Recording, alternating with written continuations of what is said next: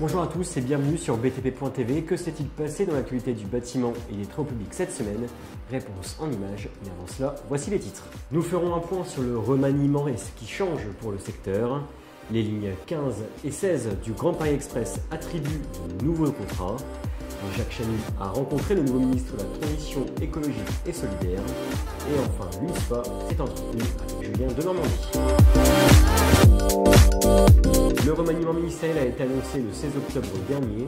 Il rabat les cartes du logement, de l'architecture, mais également de la cohésion des territoires. Ainsi, Jacques Mézard n'est plus ministre de la cohésion des territoires. Il laisse sa place à Jacqueline Gourault. Pour le ministère de la Culture, Françoise Nyssen, qui fait l'objet d'une enquête, laisse son siège à Franck Riester. Julien Denormandie reste logiquement au ministère, mais plus en tant que secrétaire d'État. Désormais, il occupera le titre de ministre chargé de la ville et du logement auprès de Jacqueline Gourault. Le logement donc est enfin de retour au point de vue ministériel. Globalement, les professionnels du secteur sont satisfaits de ce remaniement. Le gouvernement fait la promesse d'une véritable amélioration du dialogue entre l'État et les collectivités. Est-ce que cela se vérifiera? L'avenir nous le dira. Le Grand Paris Express continue d'avancer et de distribuer des contrats toujours plus gros. La ligne 15 Sud qui reliera Pont-de-Sèvres à Noisy-Champs s'est vue attribuer un contrat à 71 millions d'euros. Et c'est Vinci Énergie associé à Eiffage Énergie qui remporte ce contrat de réalisation des infrastructures électriques.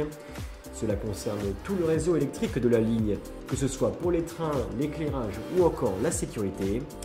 Pour la ligne 16 du métro, c'est un contrat à 718,8 millions d'euros qui attend le Grand Paris Express. Celui-ci concerne le génie civil du tronçon 2 de la ligne entre l'ouvrage de raccordement au centre d'exploitation d'Aulnay-sous-Bois et les puits Bel-Air-en-Chelles.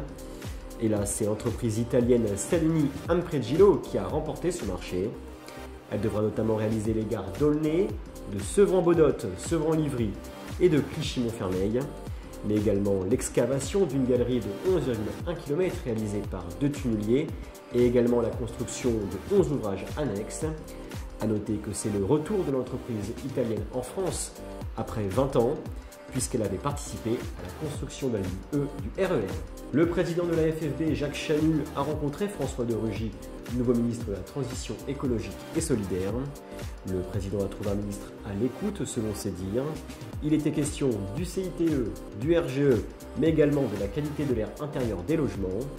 Pour le CITE, le ministre est conscient de l'importance des fenêtres et veut trouver des solutions. Le dernier rapport ADEME-CSTB doit forcément le convaincre de réintégrer d'une manière ou d'une autre les fenêtres dans le dispositif. La loi Elan vise à rendre l'obtention du dispositif RGE encore plus difficile. Jacques Chanu prévient que ce dispositif doit rester accessible à tous. L'important est de continuer le combat contre les fausses attestations sans durcir le système, a-t-il dit.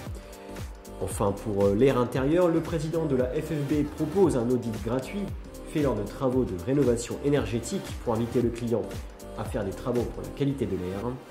Reste à savoir maintenant s'il y aura des actes sur ces paroles. L'UNSFA, par son président Régis Chaumont, a rencontré Julien Denormandie qui, depuis le remaniement, est devenu ministre chargé de la ville et du logement. Le ministre est conscient du rôle de l'architecture dans l'élaboration du cadre de vie.